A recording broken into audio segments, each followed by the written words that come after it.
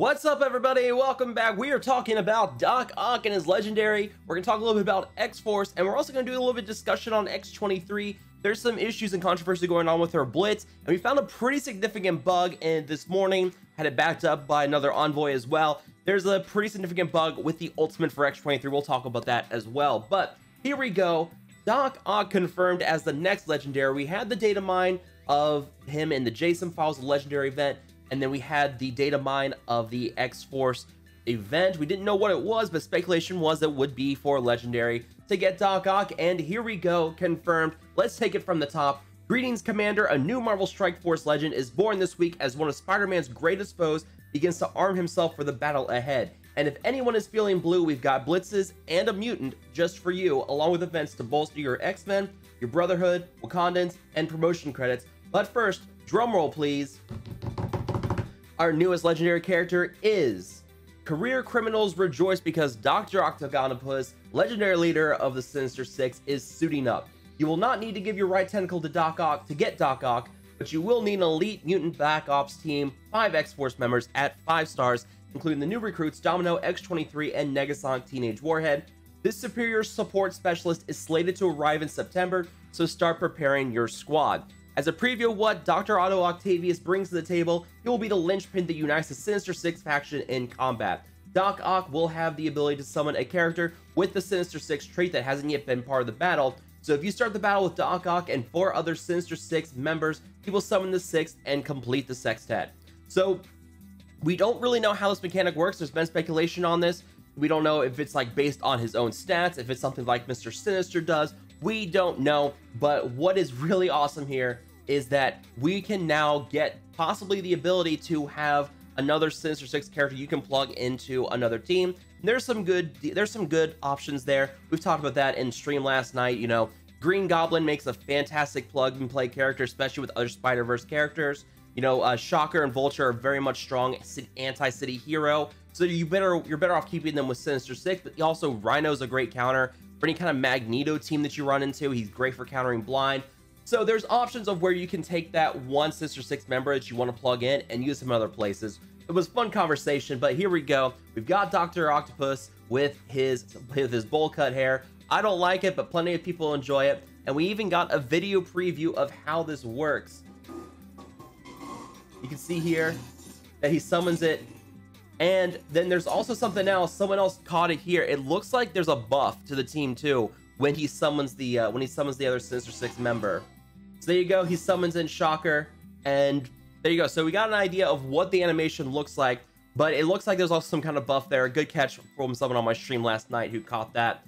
So we have Doc Ock. We know X-Force are coming. We'll talk about X-Force here in a moment. But the upcoming blitzes, we know that we will be getting the Azura Animal Blitz on Thursday with Beast. But first up, we will be having a War Machine Blitz start up on Monday. So if you don't have War Machine up to 7 stars yet, might as well go ahead and go for it on this one. Chaos Theory and Wakanda Nation. Back for its monthly appearance is Chaos Theory, where you'll lead your Wakandan team through missions to earn silver and gold promotion credits. You will need at least 4 Wakandans to enter the missions 1 through 3.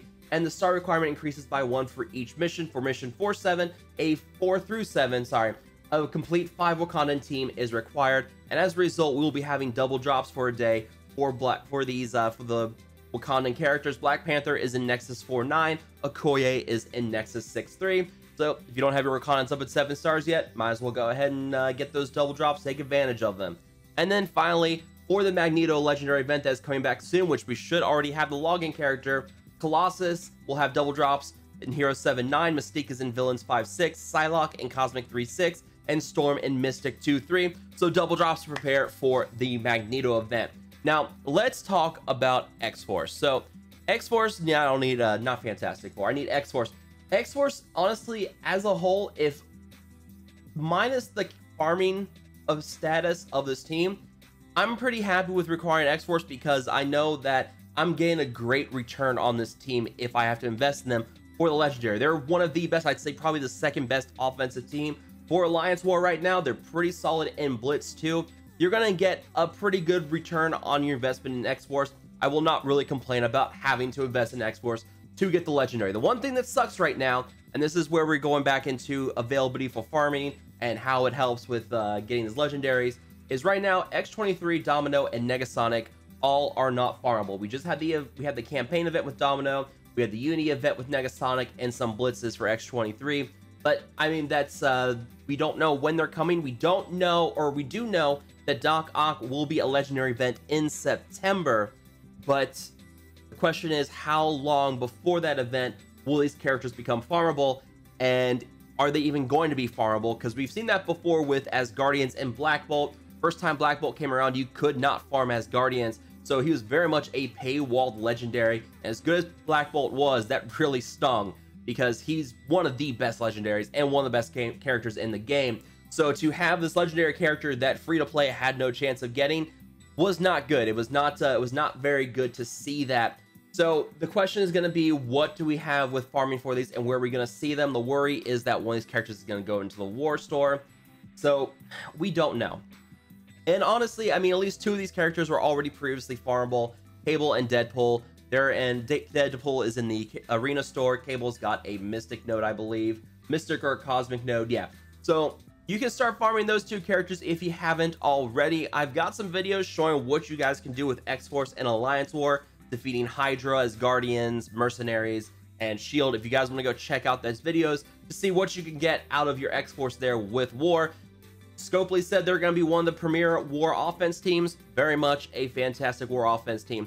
So I have no issues with them being the required team, as long as they are farmable for a decent amount of time before the event drops. And I have to say, I'm very pleased that we've got at least a month and a half notice of this legendary event too. It's nice to see that we have plenty of time to know who is going to be farmable for this, who's going to be required. So we have at least time to put gear and ability materials in them. Got a couple T4s in them for Alliance War. Anyways, so thank you, Scopely, for at least giving us a nice heads up on who's going to be required for it. Now, let's talk a little bit more about X-23. We've got her Blitz going on right now, and if you've been watching my live streams, you've noticed something was weird on the first night. We found out something was really, really weird. If you look at these reward structures, they don't look right. And this is something that was forwarded to Scopely. What's going on is it seems that a lot of players got thrown into the beginner blitz for X-23. This is the beginner's player blitz for X-23. If you are an older player, you should be having one where the top 1 to 2% of blitz get shards, everybody else gets mega orbs and whatnot. That is not the case here. This account is 6 months old. I've seen people up to several months older are also thrown into this blitz. Don't really know what the cutoff was, but it seems that a lot of players got thrown into this beginner's blitz, which is really unfortunate.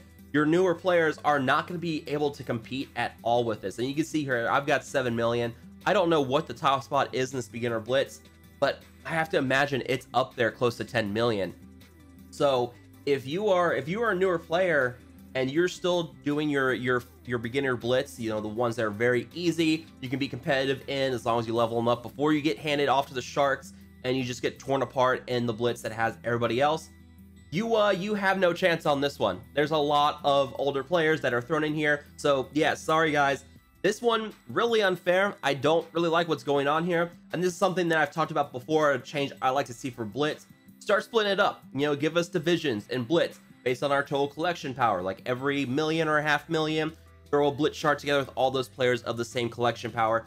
Give them a chance to be competitive, so you don't have to sit here with these new Blitz where X-23 is like 100 million as the top score.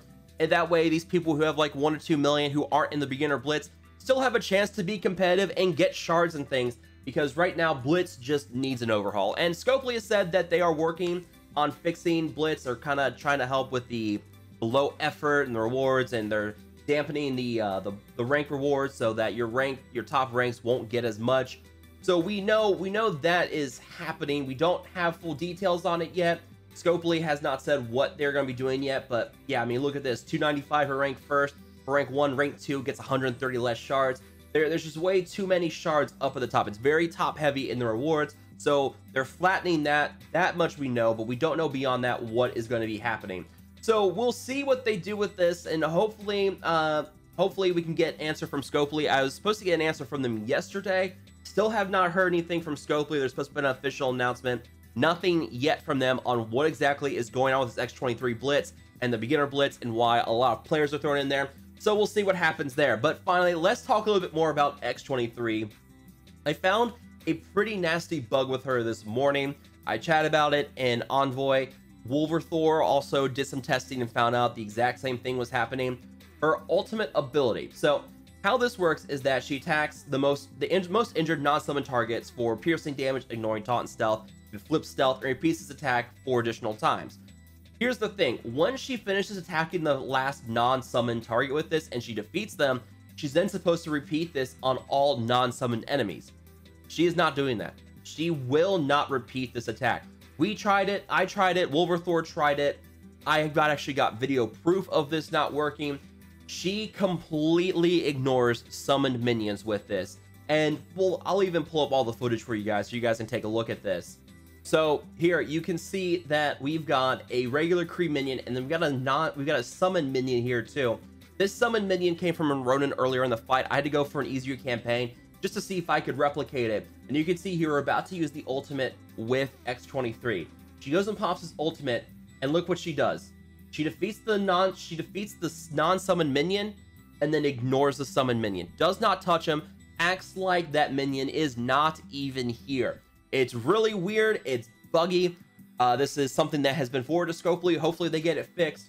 And when we slow this game down to 1x speed, we actually find something a little more interesting. So if you slow it down to 1x speed here, you throw on the dynamic camera, you can see we've got all these characters. These are all going to be defeated in one hit by X-23. But look what happens. Slow it down.